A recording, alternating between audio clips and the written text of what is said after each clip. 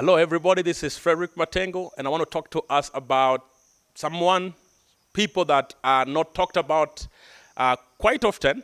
I want to talk about men. And I want to explain to us, I want to bring us into the life of a man.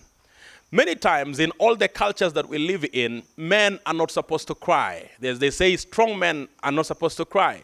They say that men should not be emotional. Men should not be. There are a lot of rules that society has put upon men, and sometimes men don't have the ability to talk or to air it out. But what happens is men also have fears.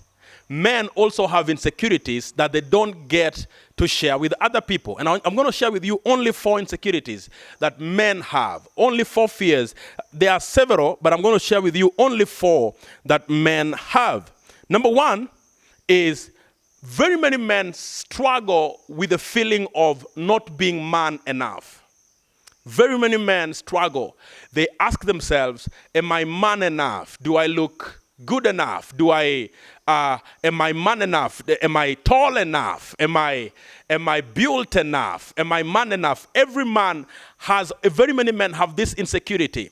They always feel, there's always a deficiency inside them that feels like they are not man enough. So they have this feeling, they have this fear. Everywhere they walk, they feel like, am I not charismatic enough? Am I not, do I have it together? Don't I have it all together? So number 1 is, am I not man enough? Every man you encounter, listen to me ladies, any man you encounter out there, they might never have the courage to be able to spill it out, but they have the fear and the insecurity of asking, am I man enough? Especially for there are women, especially for his wife, especially for his fiancé. He is always asking himself constantly, am I man enough for her? You know, the people that she's meeting out there, is she comparing me with them? Am I not man enough? Number 2, they are always wondering, am I not satisfying my wife? Am I not satisfying my wife either as a person? Do I even sexually? Let me just talk about it. Even sexually, am I not satisfying my wife? Am I down? Am I? So this question lingers in the minds of men almost all the time, and it is made worse by women that are not sensitive. Women that don't know how to guard their mouth and guard their heart, so they will just speak everything out, not knowing that the ego, men have this thing called ego. The ego of a man, once it is bruised, the man goes into something called a cave, and then he hides inside that cave and he locks the lid. He puts a lid on the cave, and it's very difficult for him to come out. For example, if your man is not satisfying you, or he's not doing something the way you want him to do, and then you go and share it with other women who are your prayer warriors, and then one day, or prayer partners, and then one day he's sitting somewhere, and then he hears the same story that is being mentioned that he had shared with you in confidence. What happens to this man is that he locks himself up internally, that he never speaks out again. And that is a very dangerous place for a man to be. The third worry, the third fear, or the third thing that men struggle with and that bother men is their inability to be able to provide a good life for their family. And I put good in quotes, because good is relative. What we could call good, you may not call good. What this man might call good, the other man might not be able to call good. Men always have this fear. They have this nagging and grudging feeling that pushes them. They ask themselves, why am I not able to provide, quote unquote, a good life for my family?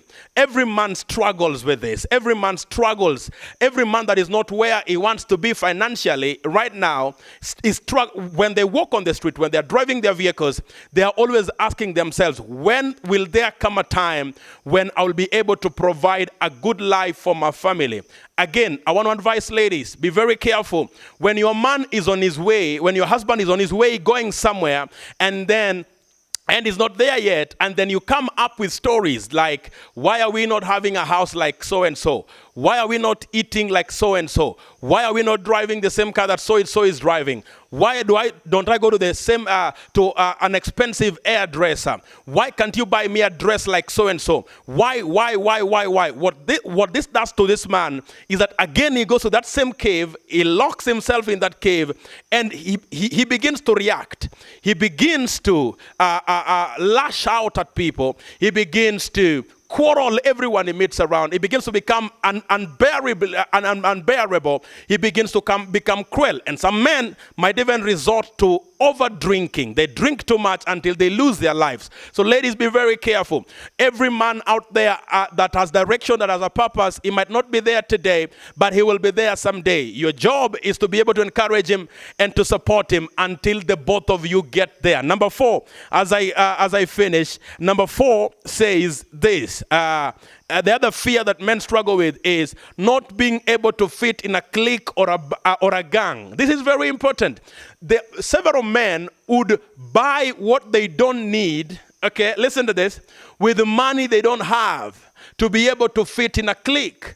Most men will take loans, to buy an expensive car because all his friends are driving the same car. Most men will move into a neighborhood because all his friends are moving there, though his finances cannot be able to allow that. So men struggle with them not being able to fit in a clique. I went to school with this guy, and now he looks like he has a wife and he has 3 kids, and personally I haven't even met a girlfriend. So men have these fears. They may not be able to communicate them to you, but today I have come to communicate them to you. They have these fears. They have these fears of being not man enough.